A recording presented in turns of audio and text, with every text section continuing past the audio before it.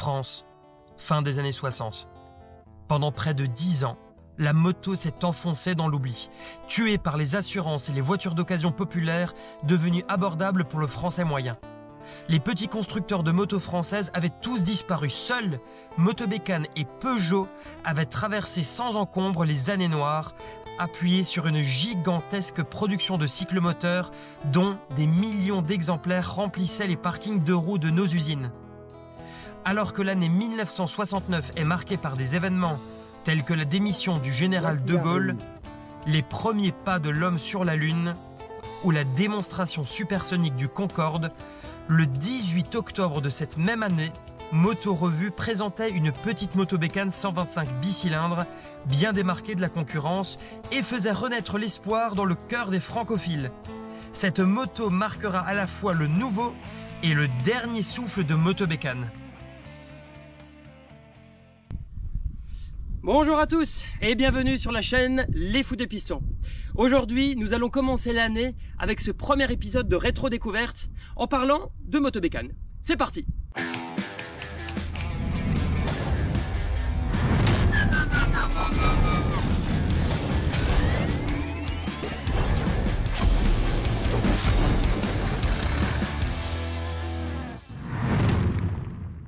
Évidemment, Motobécane, c'est une très grosse marque de moto française que tout le monde connaît.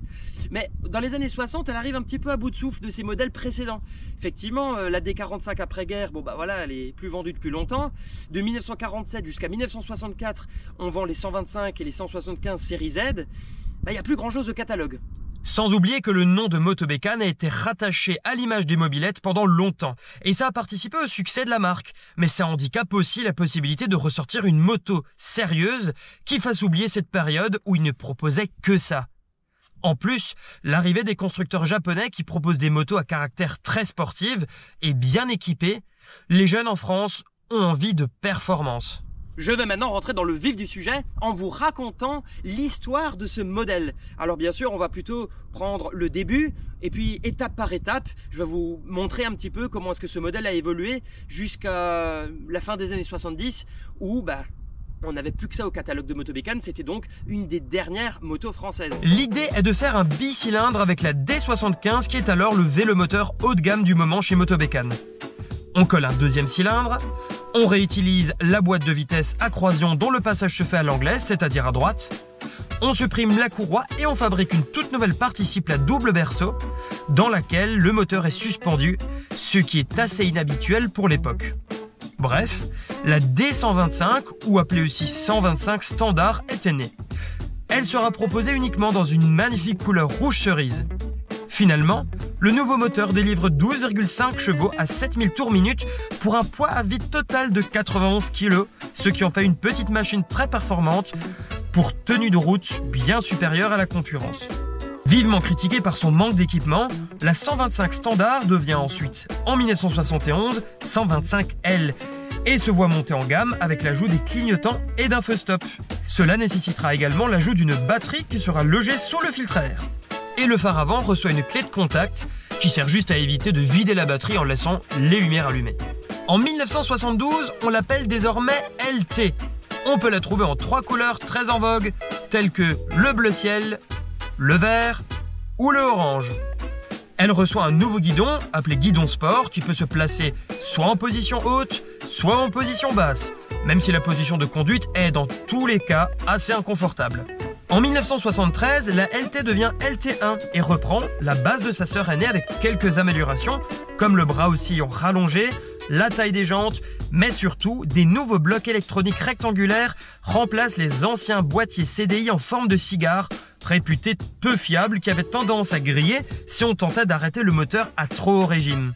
Des nouveaux moteurs 16 chevaux vont apparaître, tout d'abord avec les mêmes culasses rondes, puis remplacés par des culasses carrées à ailettes parallèles. En 1974, ce sera une nouvelle innovation avec le modèle LT2, qui sera en fin de compte une LT1 avec une pompe à huile. Alors c'est con parce qu'il était aussi prévu d'injecter de l'huile dans les roulements centraux du vilebrequin, mais cette idée elle fut abandonnée. Et puis c'est bien dommage parce que c'est vraiment un gros défaut de fiabilité sur ces moteurs.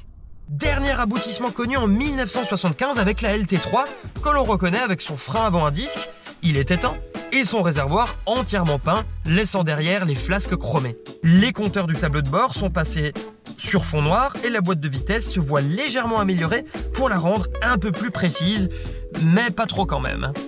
On pourra trouver la LT3 aussi dans d'autres versions comme les modèles pour la Poste, dans sa couleur jaune bien connue des PTT.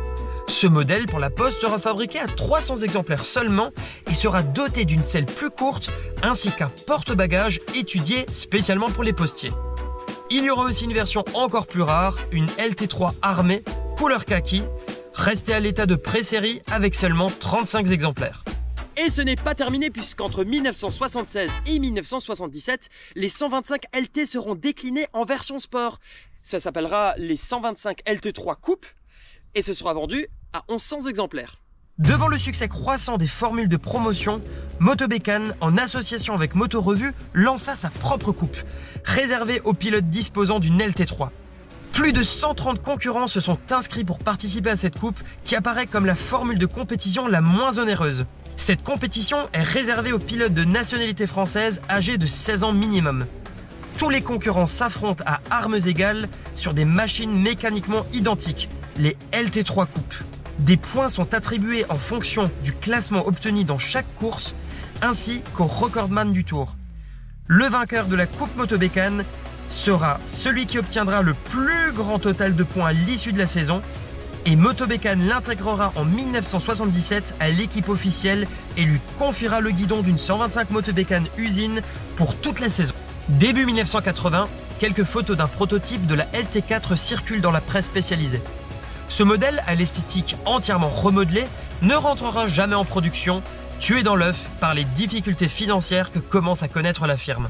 Et voilà, finalement l'histoire se termine en 1981, plusieurs années après le premier choc pétrolier qui avait donné le coup de grâce à Motobécane, comme à d'autres constructeurs d'ailleurs. L'entreprise agonisante depuis déposa le bilan, puis elle fut rachetée par Yamaha qui continua à produire des scooters et des petites cylindrées sous la marque MBK jusqu'à aujourd'hui. Mais ça évidemment, c'est encore une autre histoire. Et je précise qu'une partie de l'aventure de ces 125 bicylindres s'est jouée au coude à coude avec la L3. Une 3 cylindres 2 temps de 350 cm3 sortie en 1973 et qui a été fabriquée à seulement 779 motos. Encore plus dommage quand on pense que ces L3, qui étaient pourtant de bonnes motos, auraient pu être dotés d'un système d'injection électronique comme en attestaient les 4 seuls exemplaires qui ont été essayés avec cette idée. Ne parlons même pas d'une 500 cm3 vert pomme, prévue en injection électronique également et qui ne sera juste tout simplement jamais fabriquée. Bon mes amis, maintenant on va se rapprocher un petit peu, je vais vous montrer les détails sur cette Motobécane. Alors je vais vous dire Motobécane, mais en réalité vous voyez bien sur le réservoir, l'écusson, ce n'est pas une Motobécane mais une moto confort. Alors me direz-vous pourquoi Motobécane, pourquoi moto confort? Je me garde de vous raconter cette anecdote dans un autre épisode de Rétro Découverte que j'ai préparé avec une Motobécane plus ancienne. Et je vais donc là à ce moment-là vous dire pourquoi il y a eu des Motobécanes et des motos confort. Revenons donc à ce modèle-là. C'est une 125 LT1 de 1973. Alors regardez un petit peu le bloc moteur comme il est beau avec ces 2 cylindres là. Alors, en même temps c'est assez épuré, c'est assez simple, il n'y a pas grand-chose autour. On a les 2 carburateurs là avec le petit prolongement vers la boîte à air, les cuissons électroniques et puis la batterie qui se trouve juste en dessous derrière la tôle. Attention par contre aux novices qui voudraient commencer à rouler avec ce genre de bécane, n'oubliez pas que le sélecteur de vitesse il se trouve à droite, donc on passe les vitesses à l'anglaise comme on dit, hein, ou à la française d'ailleurs, puisque la plupart des motos françaises étaient avant équipées du sélecteur à droite traditionnellement. Alors la première elle se trouve en bas et ensuite on monte deuxième, troisième, quatrième, cinquième puisqu'il y a 5 rapports. Ça c'est comme une moto classique. Il faut juste pas confondre la pédale de sélection des vitesses avec la pédale de frein qui se trouve à gauche, sinon on risque de se faire une petite gamelle. On a une selle double avec un petit clapet en dessous là, voilà je le trouve. La selle elle bascule sur le côté et on y trouve une petite boîte à outils. On peut pas ranger grand chose mais pour une petite sacoche avec quelques outils c'est toujours de la place d'économiser dans le sac à dos ou dans les poches, hein. Une paire de bougies, quelques tournevis et puis c'est pas mal. Ensuite on a ici le tableau de bord avec à notre gauche un compteur kilométrique, à notre droite le compte tours jusqu'à 12 000 tours minutes avec la zone rouge à partir de 8 000. Et ensuite on a le bouton ici O, V et R. Alors ça veut dire off, veilleuse et route tout simplement. Ensuite On a ici la petite clé qui nous permet d'activer les lumières. Et ici, on a le bouton qui permet de mettre le moteur à la masse pour arrêter la moto. Et maintenant qu'on a fait un petit tour autour de cette belle machine, je vais vous montrer comment la démarrer. C'est très simple, on a les deux carburateurs qui sont là. Une cuve au milieu avec un petit bouton pour appeler un petit peu l'essence, pour titiller comme on dit. Le contact il est toujours mis, de toute façon il n'y a pas de clé de contact à part pour la lumière, donc il n'y a qu'à cliquer et puis c'est parti.